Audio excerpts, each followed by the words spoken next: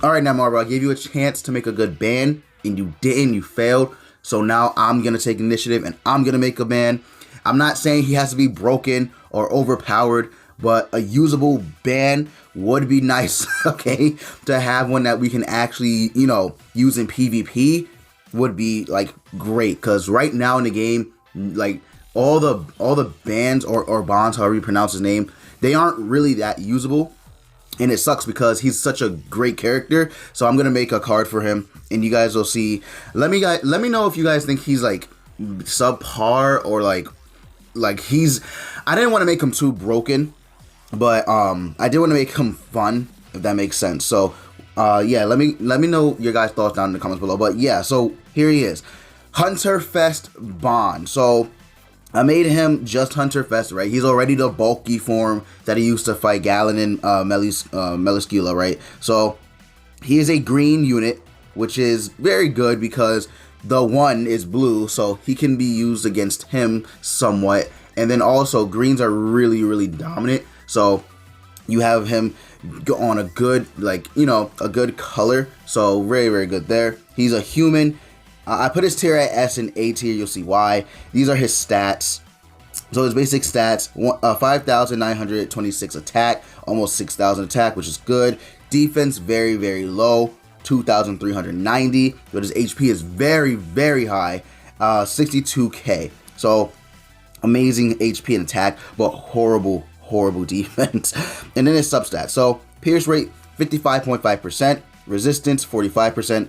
Regeneration 10%, crit chance 36%, crit damage 134.5%, crit resistance 48%, crit defense 22.5%, recovery rate 120.5%, and then lifesteal is 3%. So you guys can tell his defense stats really suck.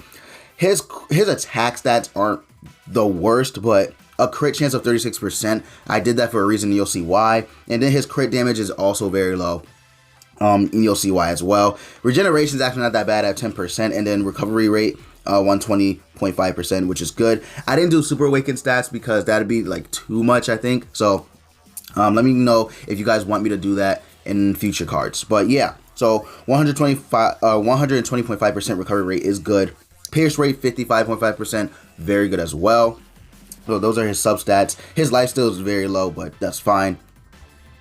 So his skills. So now we'll get into his skills. So his skill 1, Fox Impact. So this skill is basically what he used on Galen when he took all the energy from around him, and he kicked Galen up in the air, and then I just gave him the end where he smacked him with his nunchucks. I'll try and put a picture up on the screen to show you guys what I mean. But yeah, that's that skill. So it's a charge attack. Inflicts charge damage equal to 200% of attack on one enemy. So that's rank 1. Rank 2, 300%. And rank 3, 500%. So this is the same skill that Estarossa has. You guys know Estarossa has the exact same skill.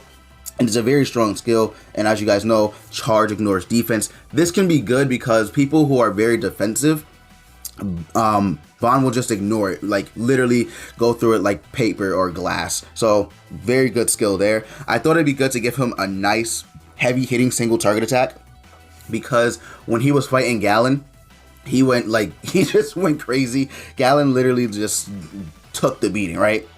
So that was pretty hype in the anime and the manga. The manga did it very, very well, but the anime did it good as well. I like the anime too. So very, very good skill 1. I think so too. And it is 2 hits too. So keep that in mind. 2 hit charge attack, very powerful. So his skill 2 is Assault Hunt. So Assault Hunt, this is also a 2 hit combo. And I don't know if this is too overpowered, but let me know. Let me know what you guys think. So Assault Hunt at rank 1. Inflicts damage equal to 130% of attack on all enemies, so very low multiplier, but then he extorts 20% attack and defense for 2 turns. So it's an AoE extort, right? And then it's an AoE attack. I don't know if that's too much, but I feel like it isn't because the multiplier is low. However, if you have let's say a rank 2 extort, and then you have a rank 2 skill 1, right?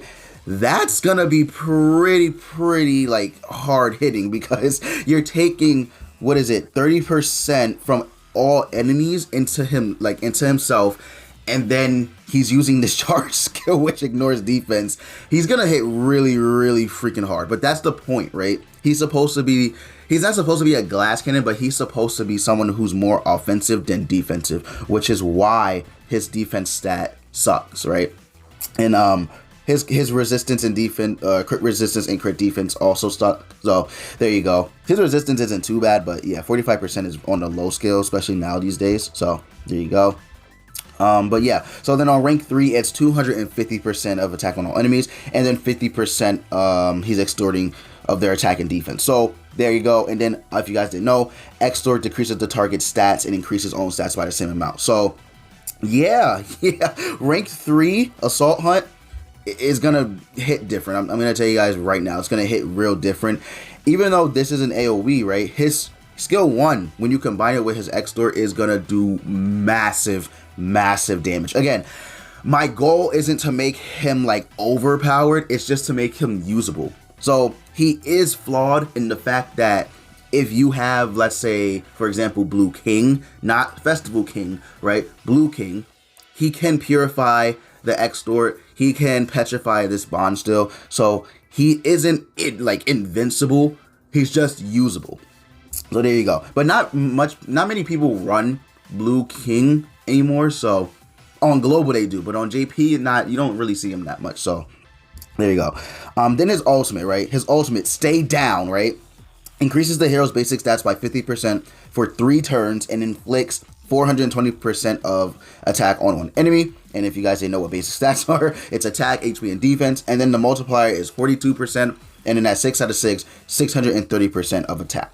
So very strong. This is what Mikasa and Galen have in their ultimate. I gave him this because, again, he is Hunter Fest Bond, so he's supposed to be really strong. Now I will say, if you get the extort off, if you get his ultimate off, right, his skill, his basically any of the like ranks on his skill 1 probably is gonna do crazy damage. I don't think anyone can really live through a rank 3. Had you combine the extort with the basic stats increase, there's no way, because you're getting a 50% increase to like the basic stats right there. There's no way. Not to mention gear and everything. Yeah, there's no way anyone can really live through that. So very good ultimate right there. I think it's very fair for him. And then his passive, right? His passive, I don't know if it's underwhelming to you guys, but let me know, right? Energy Drain. It decreases enemies' resistance, crit chance, crit damage, and recovery rate by the value of the hero's crit chance at the start of the battle. Applies when entering battle. So basically what this means is that all the mentioned substats, right, resistance, crit chance, crit damage, and recovery rate that the enemy has is going to be decreased by 36% or higher depending on the cosmetics, right? But that's really, really good, because a 36 like reduction to resistance, crit chance, crit damage, and recovery rate is very, very good. That means they're not gonna really have a high crit chance, a high crit damage, you know what I mean? So I think that's really good for Bond. And then depletes all enemies' ultimate move gauge ores by the number of skills used by the hero. So if you use all three slots of like Bond cards, their alt gauge is gonna be rolled back by 3. And there's nothing they can do about it because you used your skill. So I think this is a really good passive, actually. I don't think it's broken OP. I don't think so. He's not a festival unit, by the way. He is just a regular normal banner unit. Maybe some type of hype celebration, right? But he is just a normal regular banner unit. He's not a festival unit at all. So I didn't want to give him too much. Again, I say he's S to A tier because blue, like, people who can cleanse are his worst nightmare, or people who can purify or whatever, right? Even Red Zeldris, he can remove his extort or whatever. So again, he's not invincible, but he's usable. I think this is very, very usable. The skill 2 might be a little on the weak side, but that's fine. I think because he's attacking and he's extorting, it might be too much, but I don't know. I think it's fair, especially considering the units that JP has.